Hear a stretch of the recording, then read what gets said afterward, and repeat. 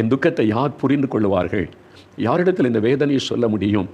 மனிதர்கள் இதை தவறாய் புரிந்து கொண்டால், நான் சொல்லுகிறதை என் குடும்பத்தார் தவறாக விளங்கி கொண்டால், என்னை ஆறுதல் படுத்துவதற்கு பதிலாக மேலும் மேலும் காயப்படுத்தி விடுவார்களே.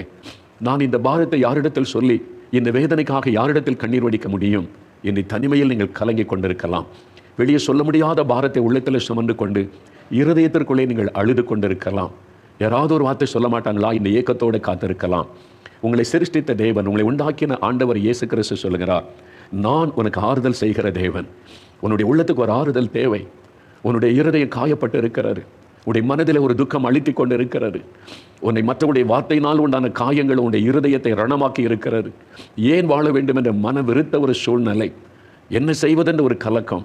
ஆண்டவர் இயேசு சொல்லுகிறார், நான் உனக்கு ஆறுதல் செய்கிற தேவன் மகனே, நீ பயப்படாதே, நீ கலங்காதே. இந்த ஆண்டவர் இயேசு உங்களை பார்த்து சொல்லுகிறார். ஆண்டவருக்கு அநேக பெயர்கள் உண்டு. அதில் ஒரு பெயர் அவர் ஆறுதலின் தேவன் என்பது. 2 கொரிந்தியர் 1:3 நீங்கள் வாசிக்கும் போது, அவர் சகலவிதமான ஆறுதலின் தேவன் என்று அவரை குறித்து சொல்லப்படுகிறார். சகலவிதமான ஆறுதலின் தேவன். எந்த காயம் உங்களுடைய உள்ளத்தில் இருந்தாலும், எந்த பிரச்சனை உங்களை பாதித்திருந்தாலும், சகலவிதமான பிரச்சனைகள், சகலவிதமான போராட்டங்கள், சகலவிதமான காயங்களை மாற்றக்கூடிய ஆறுதலின் தேவன். ஆனால் சகலவிதமான ஆறுதலின் தேவன் என்பதாக அவரை குறித்து சொல்லப்படுகிறார். God of all comfort. அவர் நம்மை ஆறுதல் படுத்தி தைரியப்படுத்துகிற ஒரு தேவன். அவரால் உங்களுடைய காயங்களை மாற்ற முடியும். அவரால் உங்களுடைய உள்ளத்தில் ஒரு ஆறுதலை கொடுக்க முடியும். ஆறுதலே இல்லாமல் நீங்கள் கலங்கி கொண்டிருக்கிறீங்களா? சகலவிதமான ஆறுதலின் தேவன்.